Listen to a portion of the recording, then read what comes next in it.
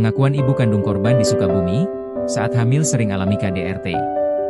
Ibu kandung NS, 13, anak yang tewas di Sukabumi mengungkap tabiat mantan suaminya yang sering melakukan kekerasan dalam rumah tangga, KDRT, saat masih berumah tangga.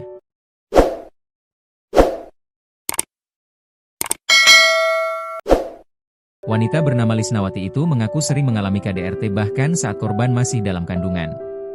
Hal itu juga yang membuat Lisnawati akhirnya memilih untuk bercerai dengan ayah NS, Anwar Satibi.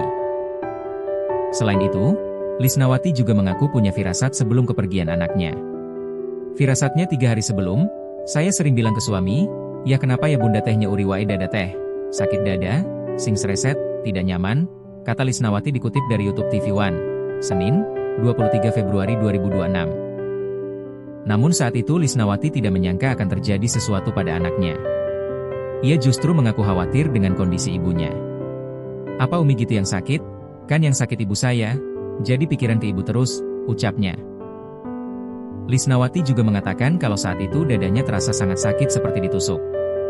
Sakitnya itu sakit sekali, seperti ditusuk, sering bilang sama suami. Feeling saya ibu kandung, soalnya ibu yang sedang sakit, tandasnya. Ia pun syok saat dikabari oleh Anwar Satibi kalau anaknya sedang sakit. Saat itu Lisnawati sempat menanyakan kenapa mata anaknya memar dan tidak dibawa ke rumah sakit. Namun Anwar saat itu beralasan kalau dirinya sibuk. Dia cuma bilang sibuk, gitu doang, katanya. Menurut Lisna, sejak NS usia 7 tahun dan dipindahkan ke pesantren, dirinya tidak pernah bertemu lagi dengan sang anak. Bahkan Anwar mengatakan pada NS kalau ibu kandungnya itu sudah meninggal dunia. Ayahnya bilang gitu, si Bunda MAH udah meninggal. Bunda MAH jangan mau telepon sama si Raja, karena Bunda MAH ke si Raja sudah dibilangin kalau Bunda udah meninggal di luar negeri, kata Lisnawati menirukan ucapan Anwar Satibi. Hal itu kata Lisnawati, disampaikan oleh Anwar agar ia tidak berkomunikasi dengan anaknya. Lisnawati pun kini mencari keadilan untuk putranya yang sudah meninggal dunia. Ia menyoroti pengakuan sang anak sebelum meninggal dunia yang menyebut kalau sempat dianiaya ibu tiri. Pihaknya juga menduga ada pembiaran yang dilakukan sang ayah saat NS dalam kondisi sakit parah. Sebab meski NS sudah lemah tak berdaya, Anwar nyatanya tidak buru-buru membawa sang anak ke rumah sakit.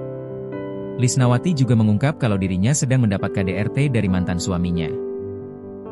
Bahkan Lisna mengalami KDRT saat masih hamil NS. Dulu waktu pas dari kandungan, pas hamil Nizam sering di KDRT juga. Bahkan waktu pas melahirkan juga KDRT, katanya. Hal itu bahkan sampai membuat Lisnawati tak sanggup dan memilih bercerai. Bahkan sampai rambut saya juga dipotong sama golok. Saking pengen membunuh saya kayaknya, ucap Lisna lagi.